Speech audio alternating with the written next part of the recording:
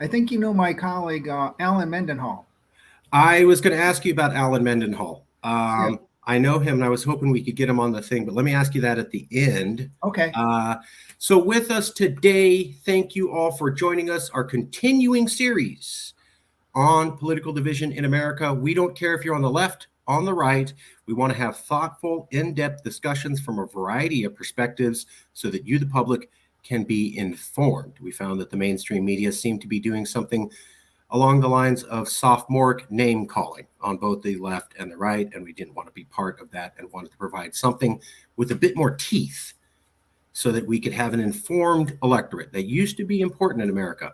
Today with us is Daniel Sutter, professor of economics at Troy University.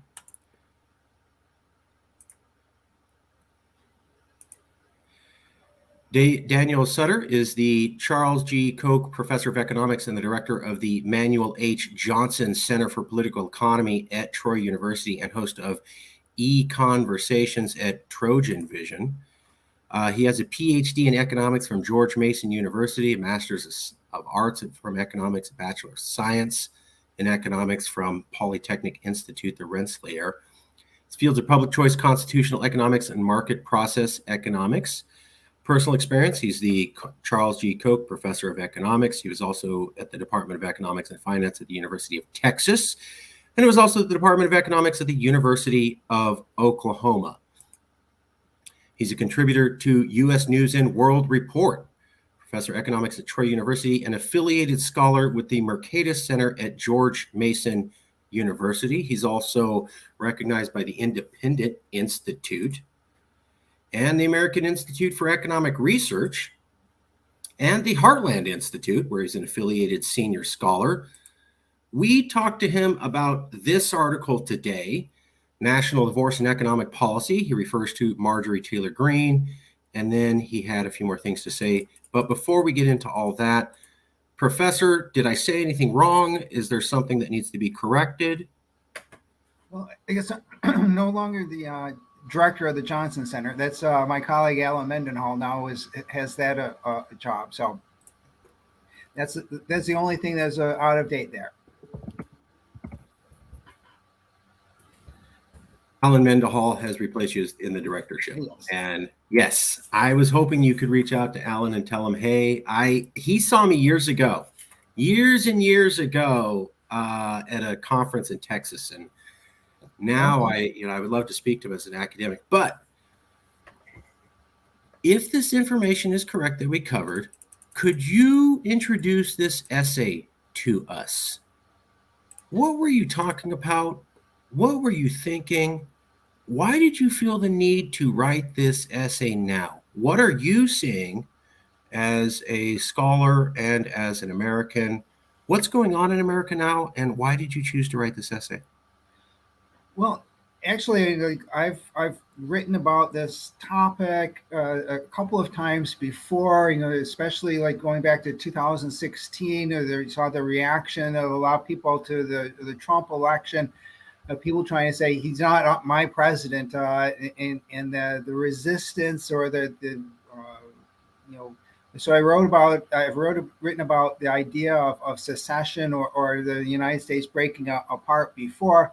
I recently read a piece by Michael Anton, a dialogue on the subject of national divorce, and he it was very well written and very well done, and so I would highly recommend that. But he had offered a new take on it, so I wanted to bring up his take on this issue, and also I think to talk about some of the ways in which trying to have one economic policy for our nation is limiting our ability to pursue different paths. I had some, and we had some economic questions we've been asking. We were able to talk to Professor Coyne, who's an economist, and a few others, and I'm going to get to that. But before we get into the nitty gritty, how do you interpret Marjorie Taylor Greene's call for national divorce on President's Day? How did you feel about that? What do you think she meant? I mean, I think she was reflecting this discussion, this recent dialogue in certain circles that I don't know. I certainly associated with this piece by Michael Anton, and because it's just a question of what to do about the degree of polarization in this country, and the fact that the polarization has turned. And this is the point that Anton makes very nicely in this dialogue is like this polarization has turned very ugly, and certainly sounds like people use all the words of like the worst dysfunctional marriage and the worst fighting you're going to see between two spouses. And if you have friends who are in a situation like that, then your natural response is to perhaps say like, "Hey, why are you guys together? Wouldn't you be better? You so dislike your this level of ill feeling is so high, it may be beyond a point of return, no return to repair it.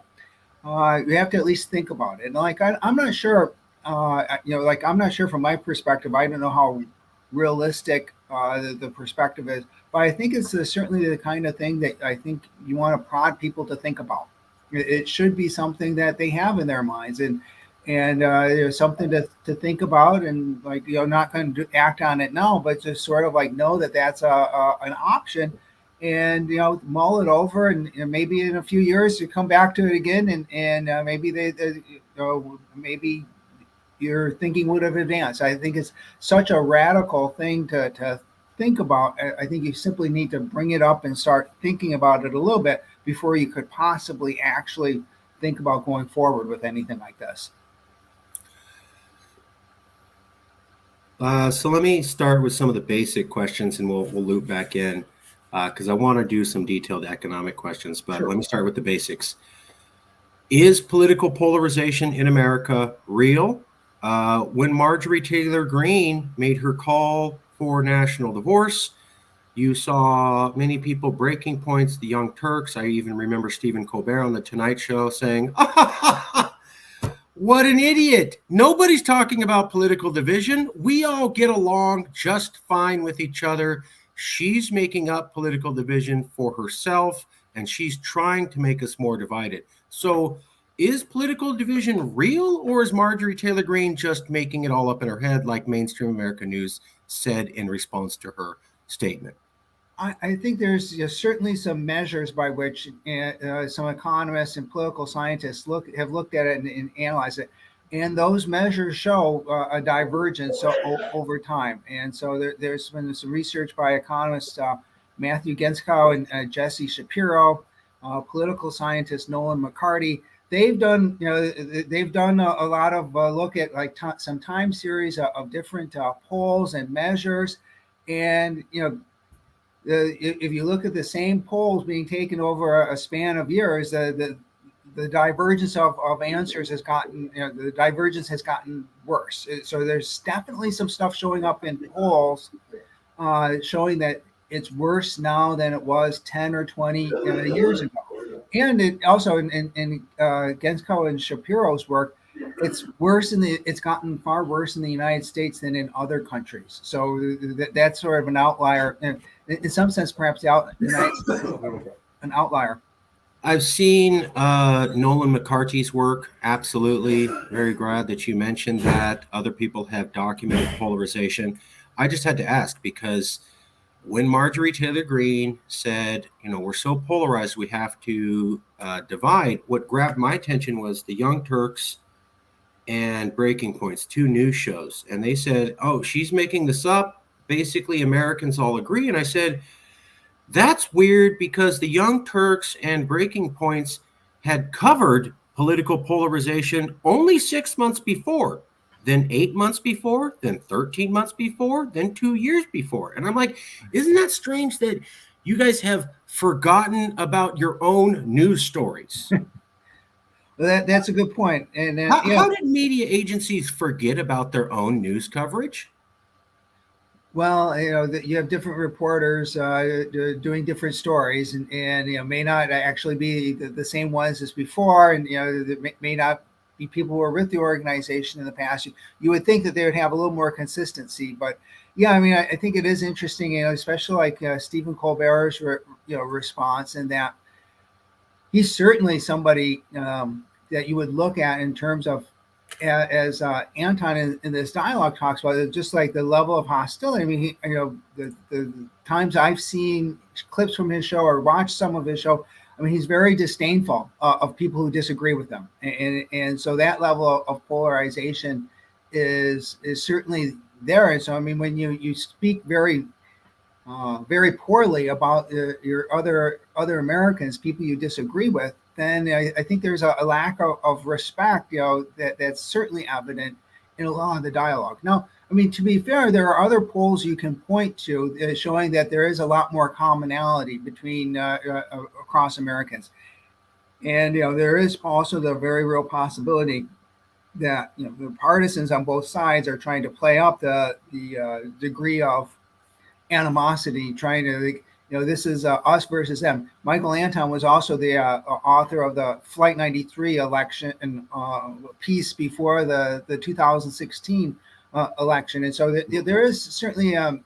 incentive for politicians, people, partisans on both sides to also try and play up it. And there are other polls you can look at to show that, yeah, there's more commonality amongst Americans than you might think from watching Fox News and MSNBC. Sure.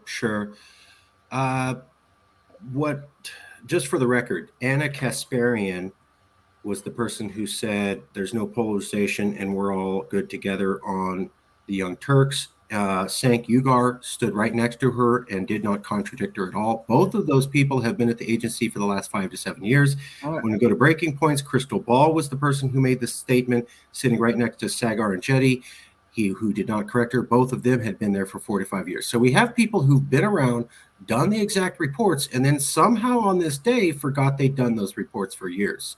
So just kind of a side question, but let me point out something you had said in your article, if I may. And this is from the article from Daniel Sutter, National Divorce and Economic Policy. Perhaps we just need to decide the correct vision of freedom. This has not worked. We are no closer to consensus now than 50 or 100 years ago. Waiting for consensus means never implementing either vision.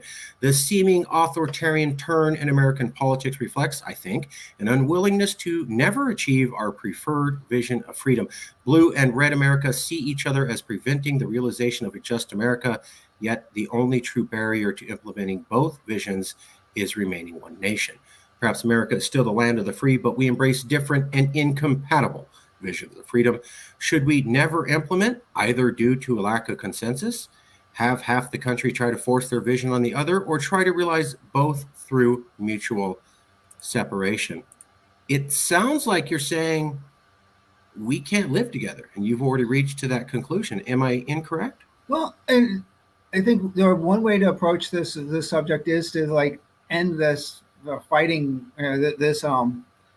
this dysfunctional marriage where the parties are seemingly at each other's throat, having a hard time getting along.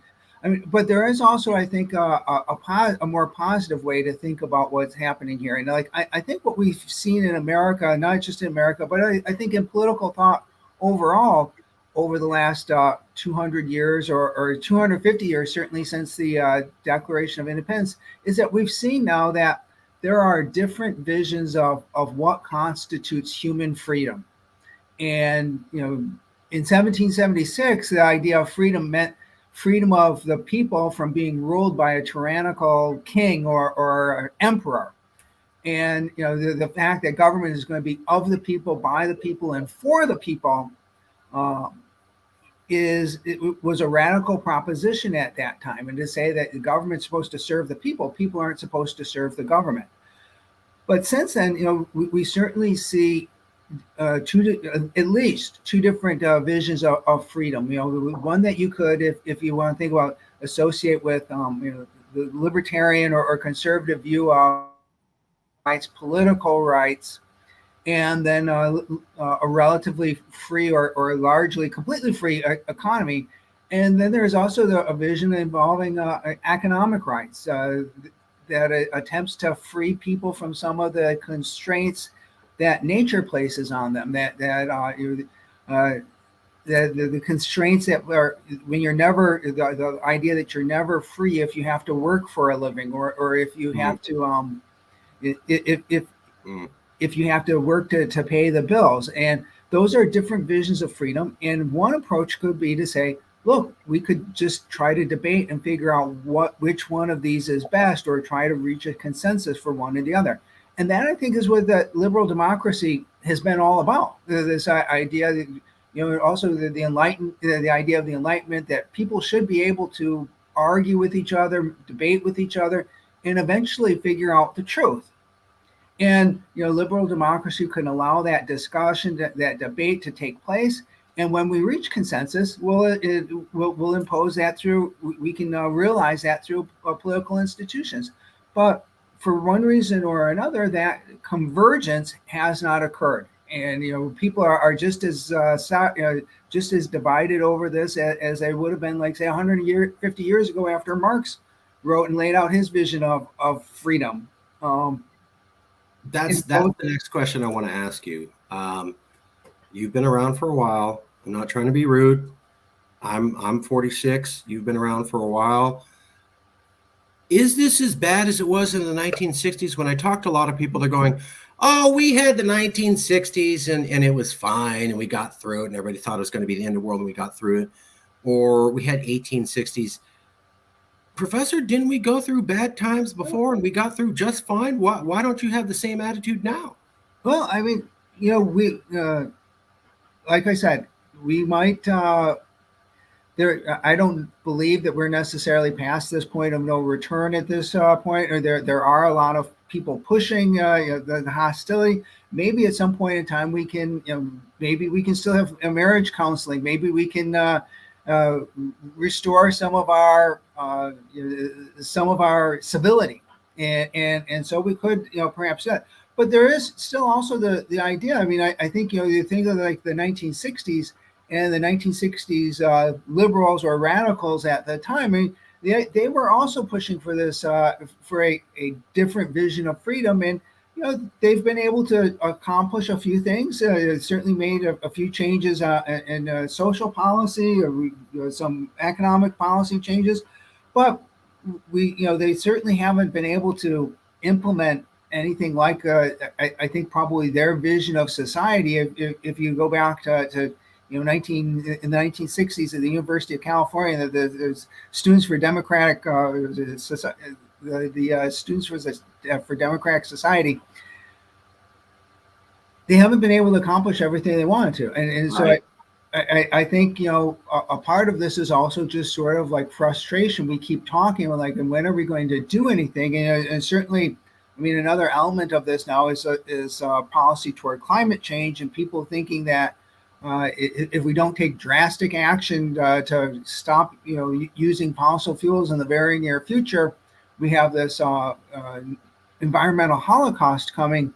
And again, it's another reason to sort of spur people to action. And they're spurring some people to action, and think we can't simply let the status quo, this middle of the road status quo, keep going for the future, because terrible things are going to happen. We have to one way or another move policy in our preferred direction, or things are going to be really bad. Let me just, for the audience and for the public, are things as bad as they were in the 1960s, or are they not as bad? Yeah, I mean, there was. I'm sorry, tough question, but that's why we're here. We also know that there was a lot more violence and political violence. There were Sure. bombings. There were bombings, like bombings in Washington. There were more domestic acts of terrorism in the Sure. late 1960s and early 1970s. And you also had the FBI. Sort of almost war on the Black Panthers in the weather underground. So there were some. I think you could say things were worse then. There's certainly a level of violence that we don't have now. But I think also the question is, perhaps perhaps to the one of the reasons to bring up the question of national divorce is if we're so at loggerheads and we don't want, and if we're saying like, oh, we don't need to have marriage counseling or something, like, where is this going to go?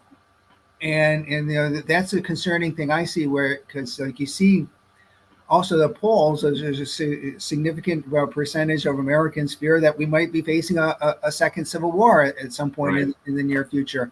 Other Right. people thinking we're not going to remain a liberal democracy. And so, you know, maybe it's a need for a very strong wake up call to say, hey, look, we've got to go into counseling now before things get out of control. Let's get to that. So when Marjorie Taylor Greene talked about we need a national divorce, there was a Utah governor, conservative, who said, no, she's wrong. We need marriage counseling. Marriage counseling was picked up by the news. The interesting thing was no one defined what that looked like in any of the newspapers that mentioned that was the solution.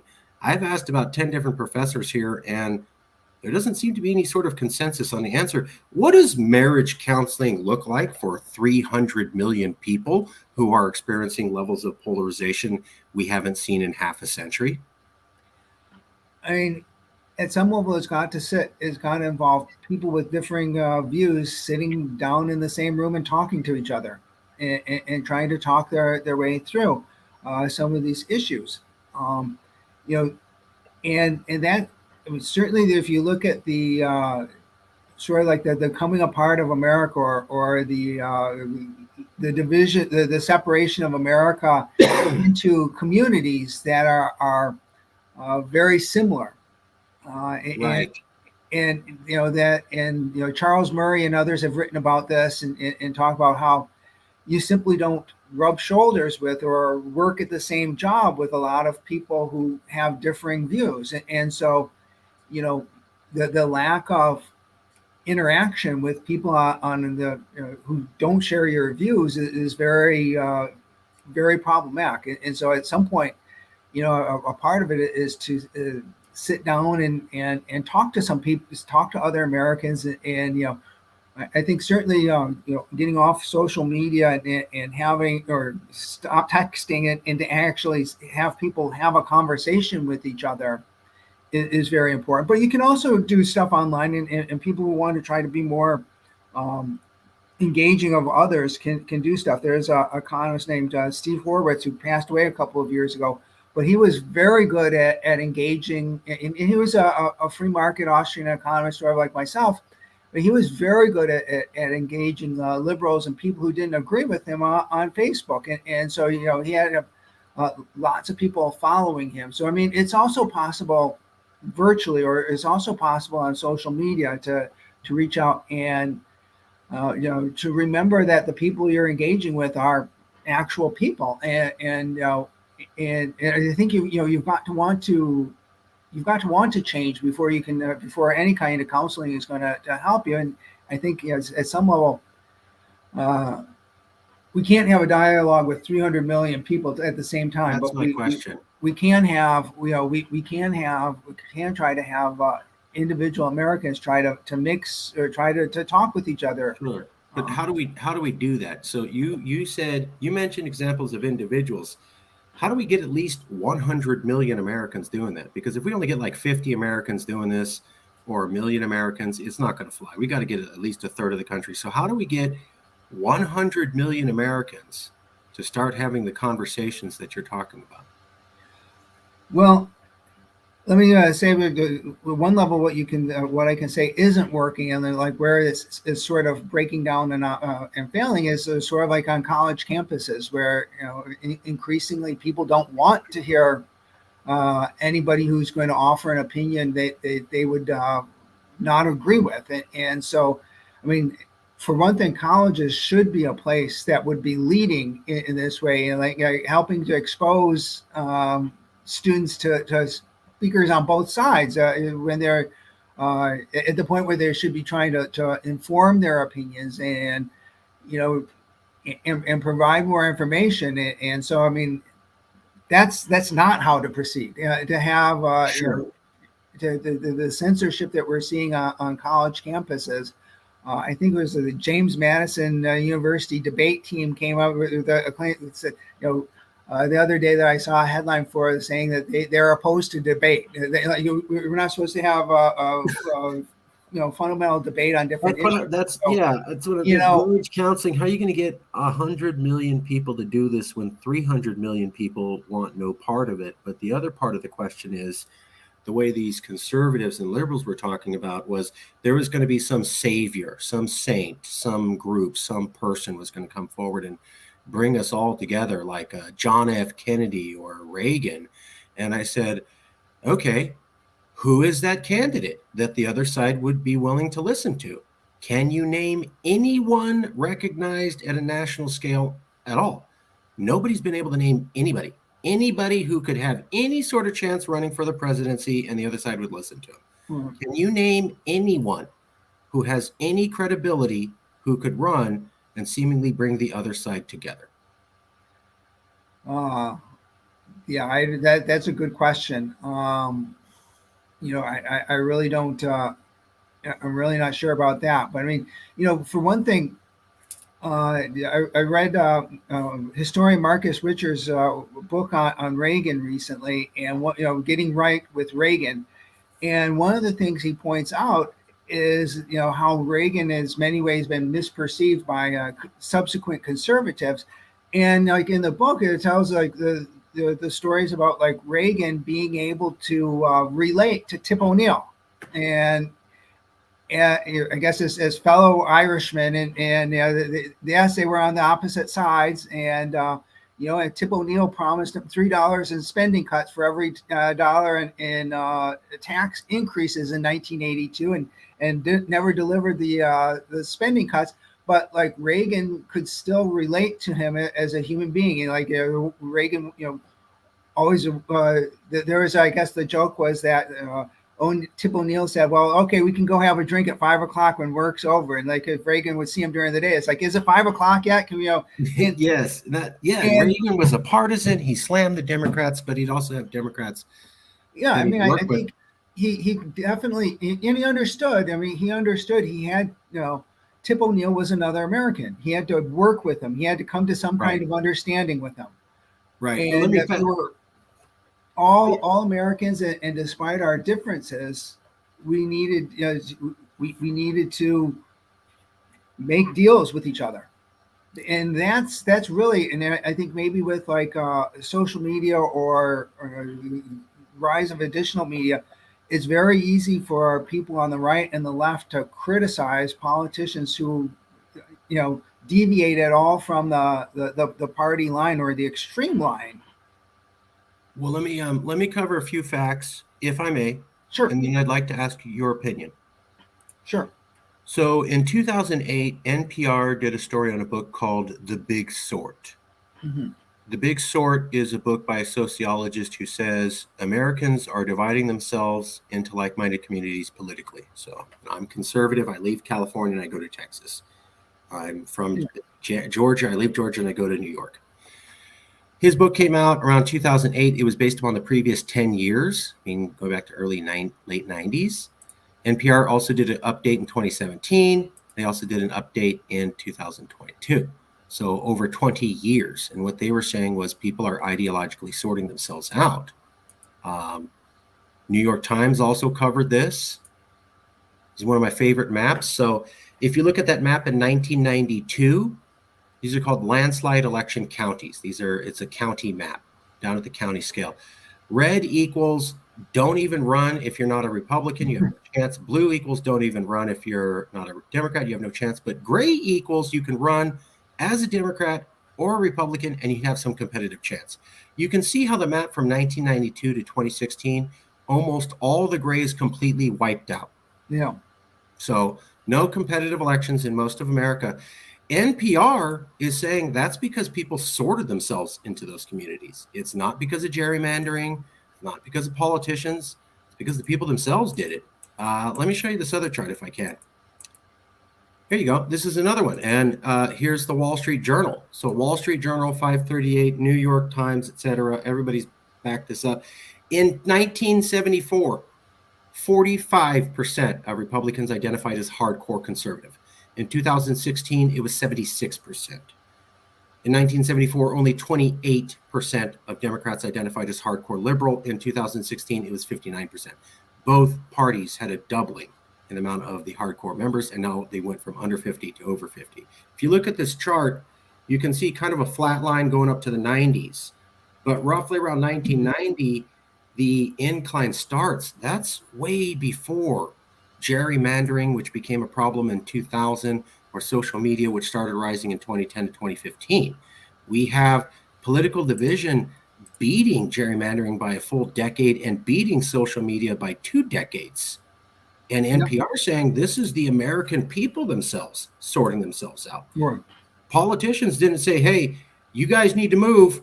And then everybody's like, oh, Newt Gingrich said it. I guess I need to move. That's not what happened. They're saying, people say, I'm sick of you. You're my neighbor. I'm sick of seeing your face. I'm sick of hearing what you're saying. I want to move to a community where everybody thinks like me. Everyone talks like me. And we've been doing it for 30 years. Yeah. If this is true, how do we depolarize our country, given that it took 3 decades to reach this level and millions upon millions of people individually participating? That is a good question. I mean, there's certainly one thing that, because we have the geographical sorting that we've had, is federalism and returning more power to the states is certainly at least a potential option. And so, that is one option. I'm not sure. Certainly, in principle, it could work. I don't know if it is going to completely work.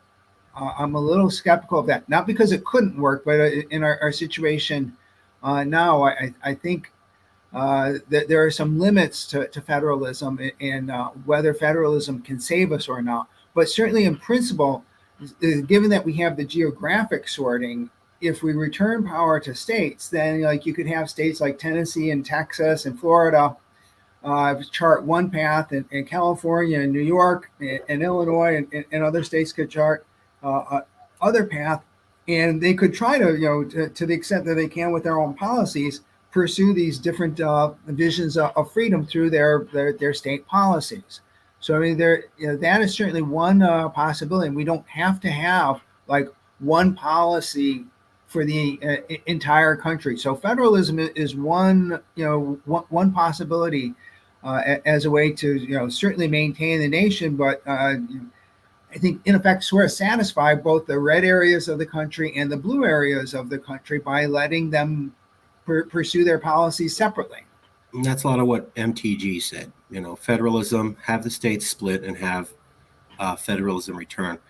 I'd like to ask you a question, if I may. I need to tell you a real quick story. It's going to take about 60 seconds, and then I want to ask you a question, if I can. Okay. And I'm not trying to be Debbie Downer, but we're here to ask tough questions and get interesting responses. There was this thing called Roe v. Wade, and it was overturned by the Supreme Court.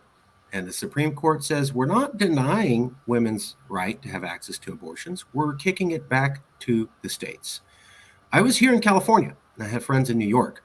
Nobody in California or New York was saying, oh, great, they kicked it back to the states. The word on the streets was, oh my God, they're going to take away our right to get an abortion. Oh my God, they're coming for us.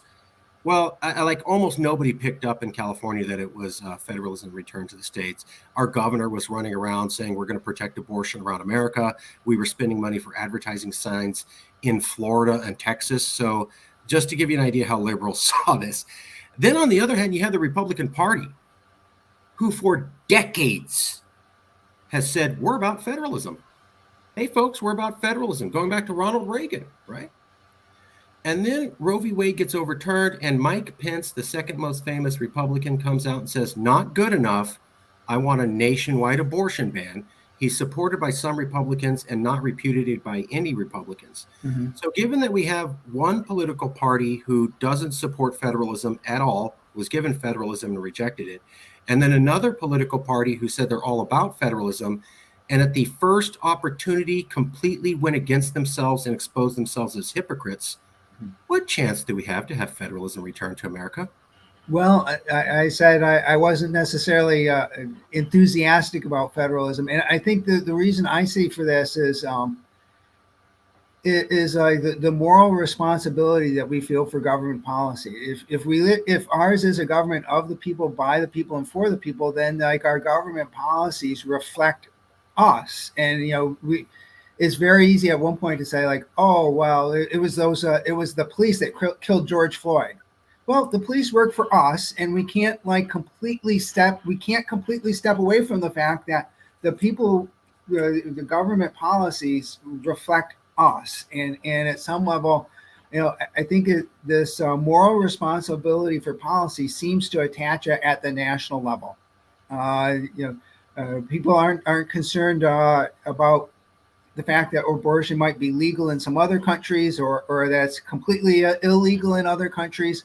People in Alabama are concerned that anybody somewhere in America can get an abortion, and so they're not really this responsibility that we feel for our government policies attaches at the national level. And so that's the reason why, although in principle, federalism might work. I don't think it's going to save us in this situation, simply because um, the people who oppose abortion and think it's completely wrong are going to think that we can't let this happen anywhere in the country that we're part of, because we can stop it. We have something that we can do to stop it, and it's our responsibility to stop it. Because from that standpoint, if you're looking at it, and like you look at like with the 600,000 or 800,000 abortions that are happening, that's mass murder. And your view is like, at some level, we're allowing this to happen. And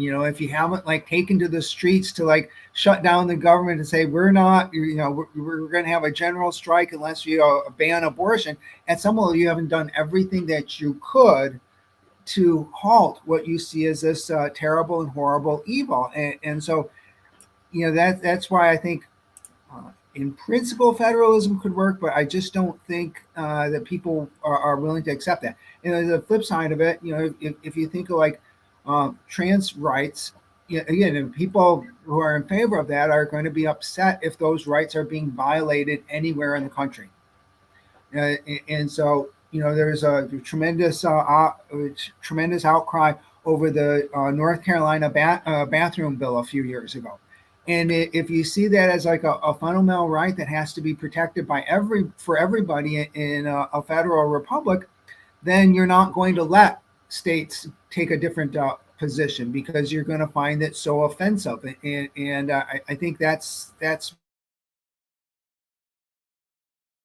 what we know, that at some level we're responsible for policies. And I think in retrospect, perhaps people are think back to the era of Jim Crow, and they think like, yeah, we were living in a northern state, or a state where we didn't have that. But until the civil rights movement came along, there wasn't a lot of effort to stop that federalism. So, and people, I think in retrospect, feel like that was a cop out to sort of say like, oh, it's just those southern states and they wanted to behave this way, and like that's not acceptable. And I think on these issues of fundamental rights and feeling responsible for it, if it's happening anywhere in your country, you sort of feel some responsibility for that, and you don't want to live with that.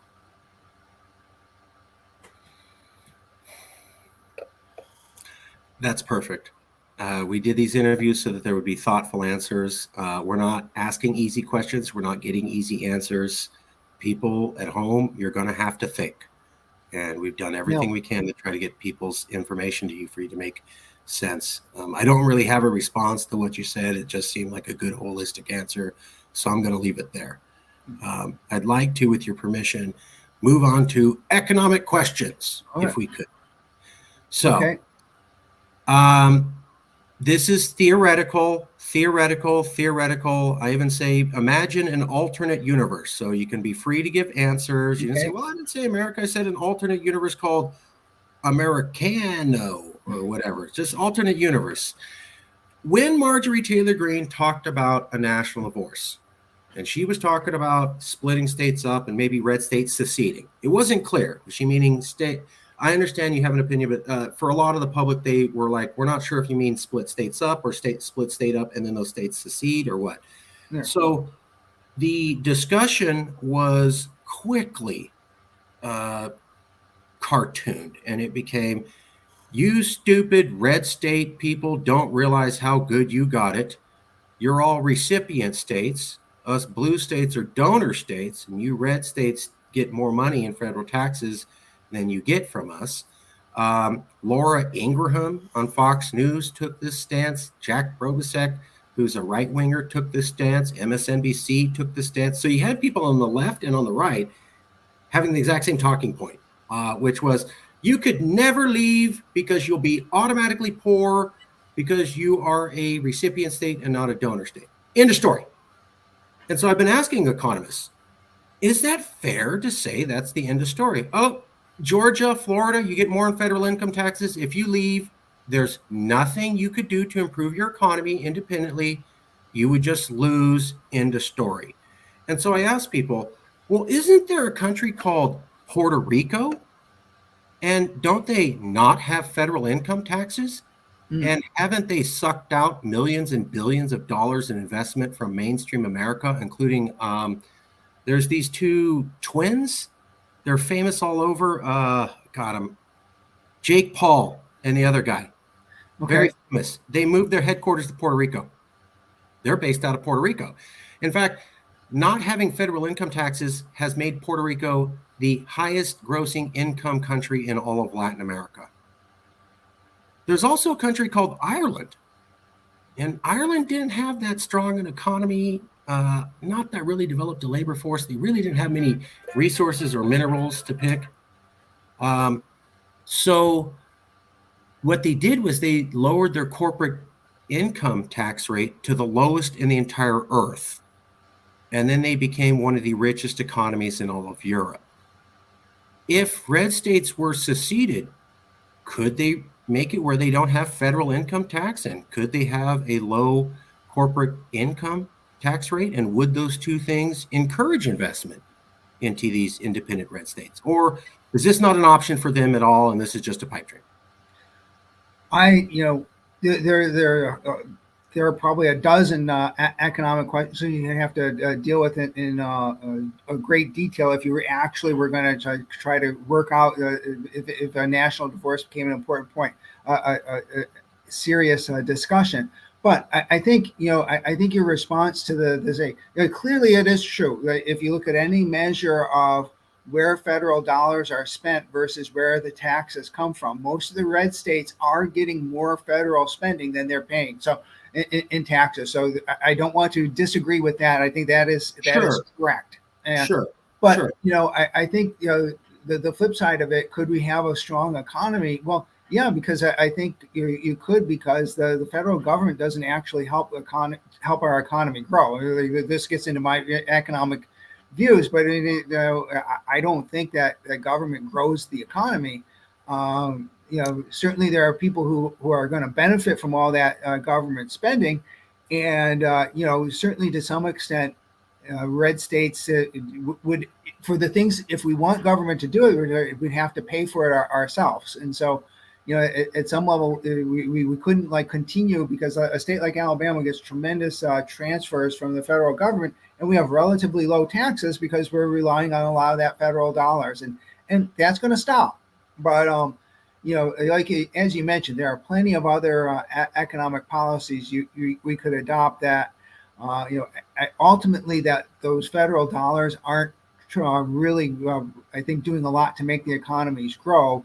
You can be stronger without them, and you can also have much lower taxes. I mean, I think so. That is possible. If Alabama was its own country, they could get rid of federal income taxes, and they could have a low corporate income tax rate, which they can't do as long as they're part of America, because America will never allow those reforms. Right, because so much of it. There are states that don't have income taxes, like Florida, and they don't have a corporate income tax. But you can't get rid of the federal portion of it. And regulation is just as much or more so of a choke on Thank economic you. growth. So we could, certainly proceed differently on economic regulation.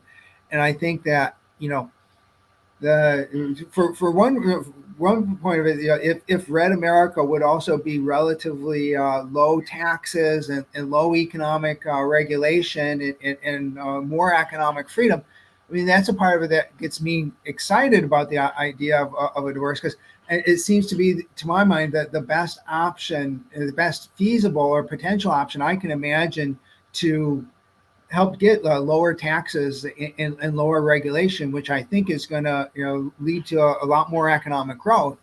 Certainly, it's going to be so hard to get deregulation at at a large level at the federal level, simply because there Right. isn't the support for it. Um, and if you have to come to some agreement, if you have to come to some agreement with people who want taxes to be much higher than they currently are, you're certainly not going to end up with taxes that are much lower than they currently are. That's the idea. Is that you're part of America. Hey, let's have a low corporate income tax rate. That'll never fly at the federal Yeah, level. Hey, let's not have income taxes. That'll never fly at the federal level. But so your only chance of having those economic reforms is not being part of America. And I think what you're right. saying is if you had those, they do have the option of massively growing your economy, perhaps even to the point of making up for your loss of federal revenue. Yes. Yeah, I think that's definitely true. And like I would not, as a resident of a red state, I would not be concerned one bit about the loss of the net federal spending. I would be much more excited about the possibility of having significantly lower taxes and significantly less regulation for the economy, because that's going to out overwhelm the impact of reduced federal spending, or I guess reduced spending of money coming from blue states to be spent in red states through the federal government. Let's get another question if I can. A lot of people said, oh, these red states left. There'd be no trade in America. We'd have to erect borders at every state, and people would become poor because there'd no trade. And the thing that grabbed my attention was there's this thing called NAFTA, and it already allows foreign citizens from Mexico and Canada who are not U.S. citizens to travel through America every day on the I-35 freeway. So we already have foreigners crossing American borders very easily, traveling through America, going to another country. Couldn't an independent Alabama just say, okay, we're part of America, now we're independent? Oh, see that NAFTA agreement Mexico signed in Canada? We agree to the whole thing in full. Yeah. Now we're all the way back in NAFTA. We don't need any borders, and we're going to keep everything just like it was yesterday because it's an international trade agreement. So if we're an international country, all we have to do is sign on to the same trade agreement, and boom, we're back in. Yeah. Yeah, Okay. that's right. And it's also the case. It's not like we'd have to necessarily have to erect trade barriers between red America and blue America. I guess that would have to be worked out. And it would depend on if you had separate countries, what the policymakers in both of those countries wanted to do. But you certainly wouldn't necessarily have to have a strict border. Like I grew up in Michigan, and back in those days, you could just cross over into Canada. You didn't need a passport. Yeah. You just you stopped at customs, and they asked you what you were going to do, and like, oh, we're just going to go over to a fish from the Canadian side, and like, okay, that's fine. And we could certainly have there's no need you to have we could still maintain economic trade between the two parts of America. As you said, but either or both parts of America could trade with Canada and Mexico or other countries as well. And you certainly have all those abilities. And I mean, the other side of it is that as it stands now, what we certainly seem to be seeing is that in red America, we sort of you see the conservatives sort of thinking like, well, we can't really patronize these woke corporations because they're pushing an agenda we don't Right. agree with. Right. And so we already sort of see, I mean, I think we're already, I mean, perhaps the hint would be going down the road, we're going to see red state companies and blue state companies, and you might not be able to have one company do business in the other part. And maybe obviously a lot of that depends. I mean, I guess the Bud Light controversy just shows yet another element of how economics, basic commerce, is getting politicized. um, if you had a national divorce and all of a sudden you had separate national policies, well, all of a sudden the fear that, like, say, Apple based in California is somehow going to affect policy that matters here. Well, I mean, the red states could just say, there's no constituency for that, and Apple's not going to waste their money trying to pass laws in a country that they don't operate, that's not their home country, and so maybe conservatives could feel comfortable doing business with companies from blue states, because those blue state companies or these woke corporations wouldn't be trying to push values onto that people wouldn't necessarily, especially from a political standpoint. And so, given that we already see some possibilities that we're balkanizing the economy, or our national economy, then perhaps we could avoid that. But if we do end up having separate economies, I mean, that is going to be costly economically, and because certainly one national economy with like free trade within the borders of the United States is very beneficial.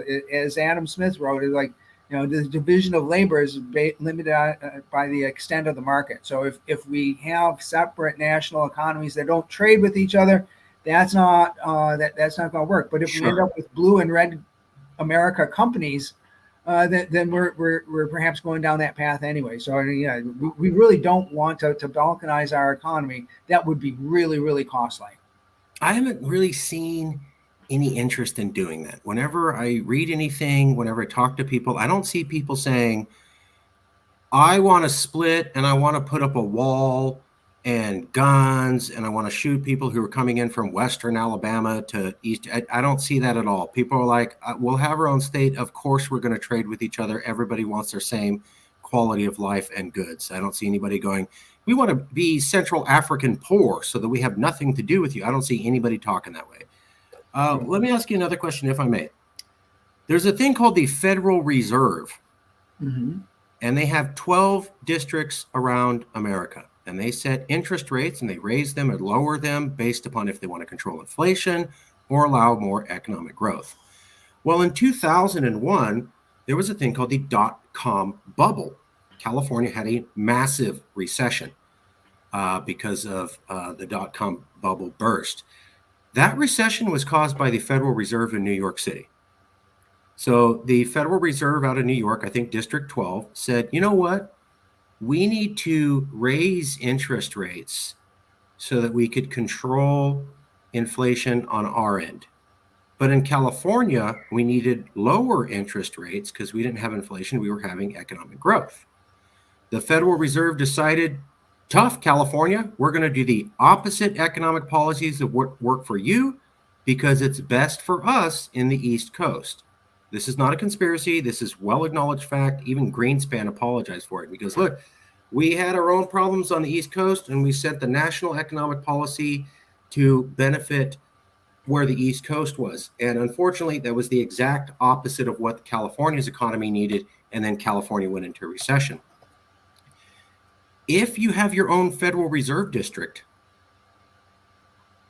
can't you ensure they're always going to set economic policies that benefit you and never set economic policies that are the exact opposite of what your economy needs? Yeah, I mean, certainly, and that is one limitation. Economists have made that point where we have to have one monetary policy for the entire country.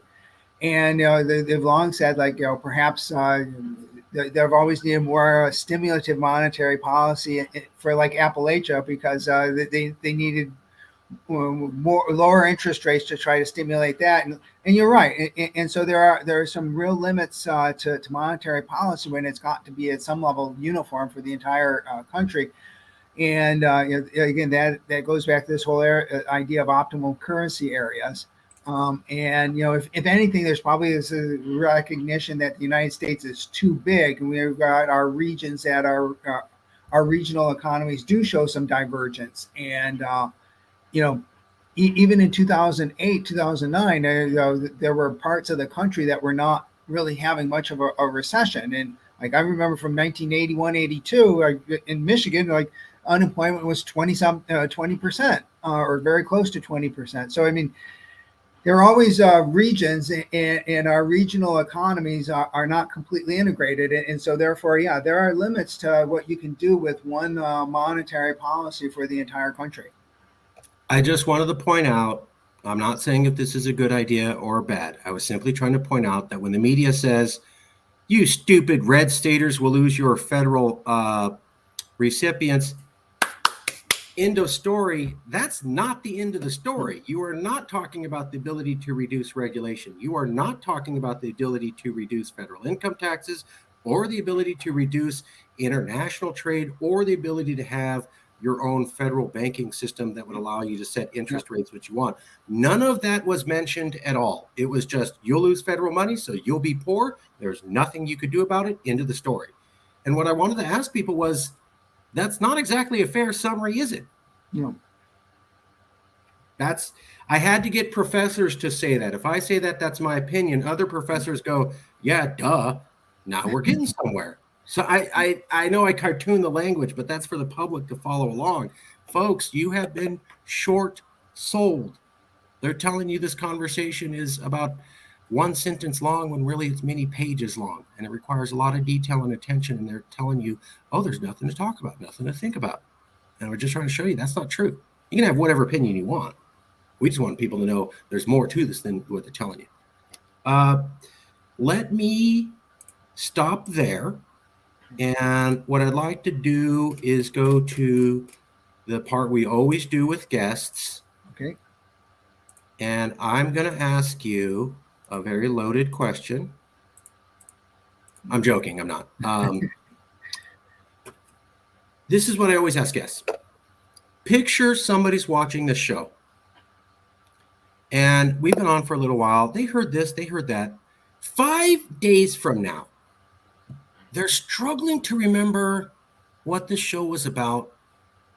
But you said something that they just couldn't get out of their head. Maybe they don't remember the whole show, exactly this and that, but there was one thing, a parting thought, a sticky thought that you put out there. And damn it, I don't clearly remember the show, but I remember this professor said one thing, and I can't stop thinking about that. What is that one thought, Professor? I think America is still the land of the free, but we simply have different visions of what that freedom constitutes, and those visions of freedom are not completely compatible with each other. That was good. Very succinct.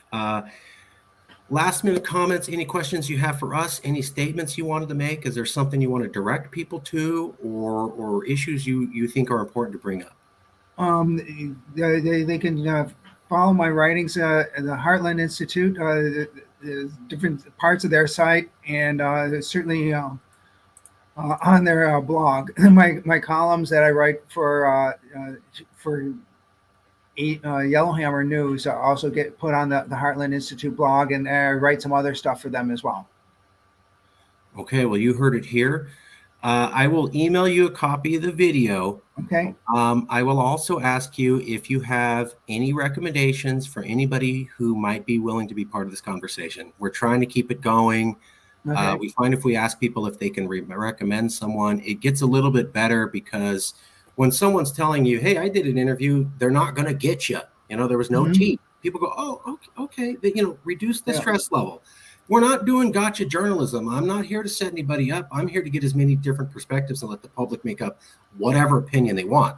I didn't like that interview. I like this. I don't care. I just want to provide it. So if you could think about anybody to recommend, you don't have to say.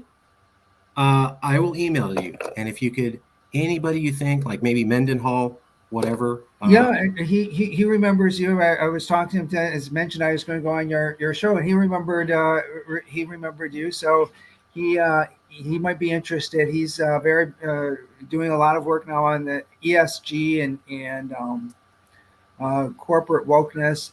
I think Marcus Witcher, I mentioned his name. He's a professor, and he's a historian, not an economist, but he is a professor, and he wrote this book, "Getting Right with Reagan." And he how conservatives have this like vision of what Reagan was, and to be like the good Reaganite, you have to like show no quarter with the liberals, and that's not what Reagan was like at all. Marcus M. Witcher. Yes. Okay.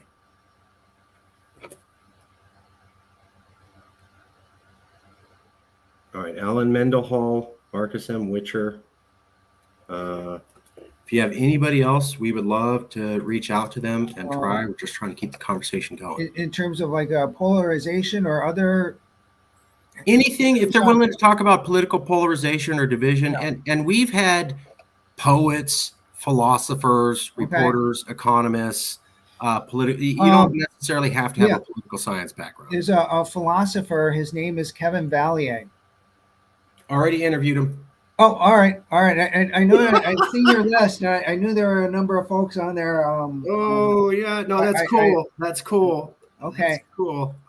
That's the first time I've been doing an interview and someone was mentioned that we already interviewed. So hey, folks, we're getting there. As long as we want to keep it going. We want to get as many people as involved as possible. And I hope you saw this was fair. We don't do gotcha journalism. I hope you didn't feel you were set up or we tried to trick you. No. This was a very good discussion. I enjoyed it a lot. I hope I think you gave me plenty of opportunity to explain my thinking and my thoughts on this. And I like I said, I'm not completely sold one way or another. I don't think we're past a point of no return, but at some point you have to say, like, you're fighting and fighting and fighting. Like, where is this going? I've heard that. I've heard people say it's not as bad as it can get. And I go, okay, what happens if there's 2 more January 6th? Yeah. Then what? Yeah. And whenever I say that, people freeze and they have no answer. No. What happens? I'll have 1 more January 6th and then a second one. Where's everybody at after 2 more? That's 3 in a row. Are we all going to be calm, or are we going to be in a totally different space? And I have yet to meet anybody who says, oh, I could definitely tell you, Marcus, America can handle 3 January 6th just fine, and we will be singing Kumbaya. I have yet to meet that person who make that statement. Who knows? Who knows? Maybe we could get together. I mean, but the other thing is, I see a lot of people saying, we need to reach out. We need to start talking to each other. And I go, great. Are you doing that? No. But I believe in it. I've met 3 people like you who are doing it and 30 who say it's a good idea. Yeah. Going, okay, so that I mean, everybody thinks it's the right idea, but there was an article in the LA Times came out this week where a reporter was saying, hey, we need to start talking to people on the other side. There was so much blowback in the LA Times, they had to write another article from opinions from the readers who said, how dare you tell me to get along with white supremacists and racists? So LA Times is like, hey, let's reach out to each other. And the pushback was immediate. Yeah. Hell no, I don't want to talk to those white supremacists. They got so many, they had to go make another article to go, here's the response to the one where we said reach. So I don't know where that holds. Maybe it gets better. Maybe it doesn't. When we look at these charts, these trends go back to the 1990s. And if they weren't based upon gerrymandering and social media, then why do we assume that they'll end once we have those 2 things fixed? If they're not tied to them, the trends will just continue. Yeah. Okay, sorry. I didn't mean to be a Debbie Downer. I'm not trying to be a Debbie Downer. Sorry. No, that's a good way of thinking about that. What are we going to do after another January 6th? I saw liberals who don't know each other on that day, and I'd never seen them talk like this in my life. They said, why didn't they stand him up and shoot him right there? I had 2 different liberals. They didn't know each other, and they both said the same thing on January 6th to me. Go, And, you know, these are not people who are like, let's get guns and shoot, but they're like, why don't they just line up all 300 on TV and gun them down right on TV? And they were serious, and they both said it. And when I ask them about it, they're still like, yeah, that's what we should have done. These are people who do not talk about violence, don't even watch violent movies. January 6th came, they're like, why don't we have a firing squad? And I'm like in the 1800s? Yeah, it's on TV. Do it right on TV. I was like, wow, you just recommended executing 300 of your fellow American citizens live on television. You don't think that's a bit much? No, they have it coming. Okay. Maybe we calm down from that. By the way, I didn't have that attitude. I was like, you're talking about murdering people on TV. That's a bad idea. But I got to tell you, there was a lot of liberals who were like, let's do it. Get it done. Do it today, right now. Don't care. Yeah. I'm not sure how you calm those people down. I really don't know. Anyways, we'll leave it there. I will email you a copy. Please send me any recommendations. Sorry for being a Debbie Downer. I promise I'll be less Debbie Downer for anybody you send our way. Oh, this has been great. I really enjoyed it. Okay, we will talk to you soon. Thank you again, Professor. All right. Thank you all for being here, and we will email you shortly.